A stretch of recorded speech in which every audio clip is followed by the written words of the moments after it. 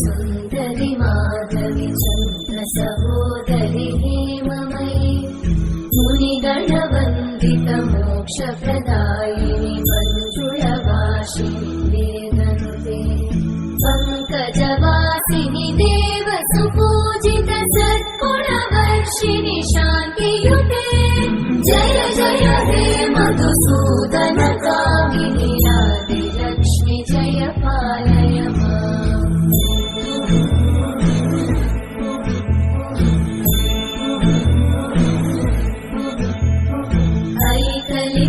ऐकलिकल्मषनाशिनि कामिनि वैदिकरूपिणि वेदमये क्षीरसमुद्भव मङ्गलरूपिणि मन्त्रनिवासिनि मन्त्रनुते मङ्गलदायिनि अम्बुजवासिनि देवगणाश्रितपादयुते जय जय हे मधुसूदन कामिनि धान्यलक्ष्मि जय पालय माम्।